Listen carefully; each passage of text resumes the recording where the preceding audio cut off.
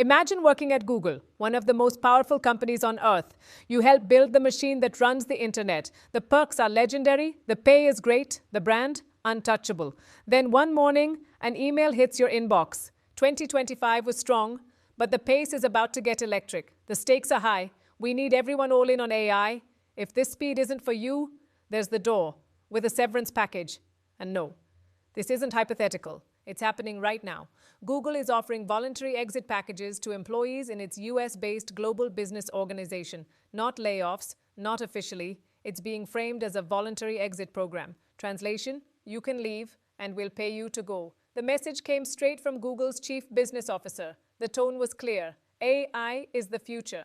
If you're not aligned with that future, you may want to step aside. But here's where it gets interesting. The buyouts target specific roles, solutions teams, sales support, corporate development. However, frontline customer-facing sales teams, they are not eligible. Why? Because Google doesn't want to disrupt its revenue engine. The machine must keep running. Now let's talk numbers.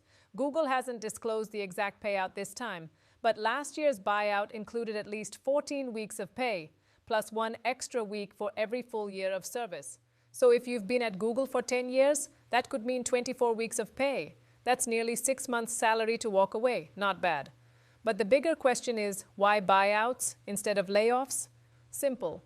Buyouts are cleaner. They reduce legal risk. They avoid regulatory headaches. They generate fewer ugly headlines. And they allow companies to slim down quietly. Historically, buyouts often come before layoffs.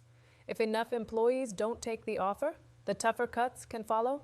Think of it as a polite knock before the bulldozer arrives. And Google isn't alone. In 2025, more than 54,000 US job cuts have reportedly been linked to AI.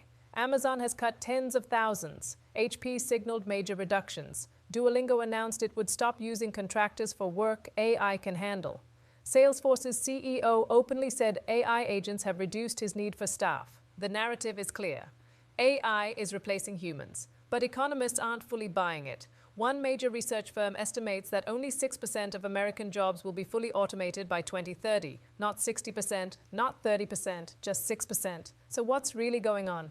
Welcome to a new buzzword, AI washing.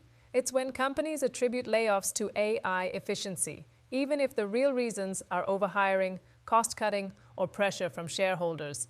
Saying we miscalculated growth spooks investors. Saying AI is making us leaner and more innovative, that sounds visionary. Blame margins and the market gets nervous. Blame AI and you look futuristic. So what is Google's move really about? For years, big tech sold a dream. Free food, flexible schedules, creative freedom, build cool stuff, change the world, relax while doing it. That era may be over. The message now is different. Move fast. Think AI, deliver results, or move on. The AI race isn't a marathon anymore, it's a sprint. And no company, and not even Google, can afford to look slow. This could be AI washing, it could be a structural reset, or it could signal something much bigger. The era of big tech comfort is over. Welcome to the era of big tech survival. And speaking of leaders who reshaped their nations under pressure, he rebuilt Egypt's pride after military defeat. He turned battlefield momentum into political legitimacy. Then he made a shocking move. He chose peace with Israel. He broke decades of Arab consensus. He challenged his own generals. He silenced critics at home. And then, on a national parade ground, in front of cameras, in front of the world, gunmen stepped forward and assassinated President Anwar Sadat. The shots didn't just kill a man, they changed Egypt overnight.